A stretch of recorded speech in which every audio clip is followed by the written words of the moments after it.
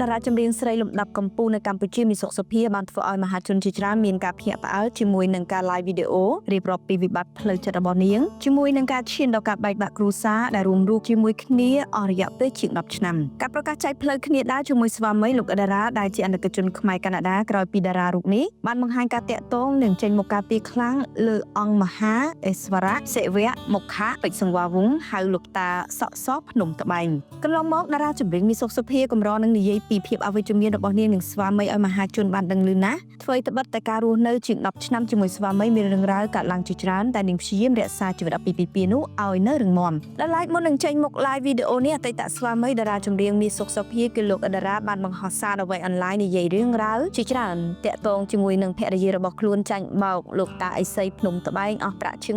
$230,000រួមជាមួយនឹងការលាឈប់ពីការងារនៅផលិតកម្មរបស់មីសុខសុភាផងដែរតាមរយៈវីដេអូ live ជាង1ម៉ោងរបស់តារាចម្រៀងមីសុខសុភាដែលបានរៀបរាប់បានធ្វើឲ្យអ្នកគាំទ្រនិងមហាជនទាំងក្នុងនិងក្រៅប្រទេសជាច្រើនមានការចាប់អារម្មណ៍ក្នុងនោះដែរមីសុខសុភាថែមទាំងបាននិយាយទំនាក់ទំនងនាងនិងស្វាមីបានបញ្ចប់ហើយពេលនេះគាត់ខ្លាចជាអតីតរបស់នាងយើងទាំងពីរមិនមានអ្វីជាប់ពាក់ព័ន្ធគ្នាទៀតទេ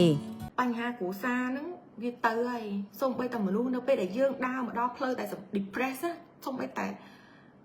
មនុស្សដែលយើងស្រឡាញ់ក៏គេអត់យល់ដែរឪពុកម្ដាយយើងក៏គេអត់យល់ដែរបងប្អូនក៏គេអត់យល់ដោយសារគេអត់ទាន់ដើរដល់យើង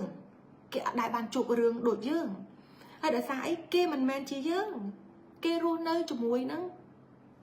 ការរស់ស៊ីរបស់គេតែសម្រាប់ខ្ញុំអ្វីក៏ខ្ញុំមានលុយក៏ខ្ញុំមានឡានក៏ខ្ញុំមានផ្ទះក៏ខ្ញុំមានសម្ភារៈថ្លៃៗក៏ខ្ញុំមានអស់ហើយតែហេតុអ្វីខ្ញុំមិនដែលបានទទួលសេចក្តីហើយអ្នកធ្វើនេះដើម្បីអ្វីបើអ្នកលែងខ្ញុំហើយយើងសន្យាថាបែកគ្នាហើយហេតុអីមិនដោះលែងខ្ញុំទៅឲ្យខ្ញុំរស់នៅក្នុងឧបនិស្ស័យរបស់ខ្ញុំទៅជំរឿរបស់ខ្ញុំទៅគោលបំណងរបស់ខ្ញុំទៅហេតុអីអ្នកធ្វើបាបខ្ញុំរហូតខ្ញុំមិនដែលទៀមទានឹងបិទផ្លូវគោលបំណងរបស់អ្នកទេអ្នកធ្វើអីក៏ធ្វើទៅមនុស្សយើងស្រឡាញ់គ្នាដល់តែយើងដើរផ្លូវរួមគ្នាហើយប្រាប់ថានេះខ្ញុំកំពុងជួបទុក្ខខ្ញុំត្រូវរកគ្រូណាព្យាបាល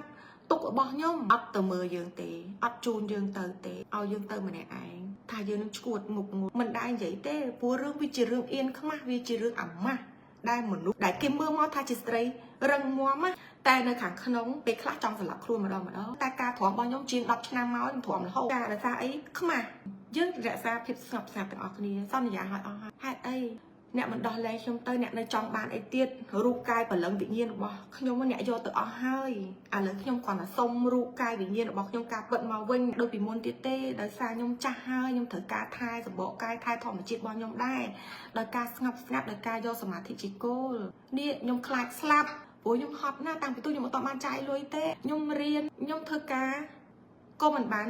ខ្ពស់ដូចខណៈពេលដែលជីវិតកំពុងតែជួបរឿងរ៉ាវមិនល្អនេះតារាចម្រៀងមីសុខសុភាទទួលបានការលើកទឹកចិត្តយ៉ាងច្រើនពីសំណាក់មិត្តភ័ក្តិទាំងក្នុងនិងក្រៅប្រទេសធ្វើឲ្យនាងមានកម្លាំងចិត្តនិងប្រឹងបន្តចេញសម្ដែងនិងច្រៀងដោយការពីមុនសូមបញ្ជាក់ថានាងមីសុខសុភានិងស្វាមីលោកអដារាបានរួមរស់ជាមួយគ្នាជាង10ឆ្នាំមកហើយបើទោះបីជាអ្នកទាំងពីរមិនមានរៀបចំមង្គលការដោយតារាមួយចំនួនប៉ុន្តែស្នេហារបស់ពួកគេរឹងមាំនិងផ្អែមល្ហែមនឹងគ្នាណាស់ទោះជាយ៉ាងណាប៉ុន្មានឆ្នាំចុងក្រោយពួកគេហាក់ដូចជាមានរឿងរកាំរកូសជាច្រើនជាពិសេសនៅពេលលោកតាសក់សភ្នំត្បែងចាប់ផ្ដើមចូលក្បែរខ្លួនលោកអដារាដែលជាស្វាមីថែមទាំងចោទលោកតាសក់សភ្នំត្បែងនោះថាបានបោកប្រាស់លុយគ្រួសាររបស់ខ្លួនជាង$230,000ហើយបានពង្វក់ស្មារតីភរិយាខ្លួនរហូតនិយាយលែងដឹងអ្វីមកទល់នឹងពេលនេះ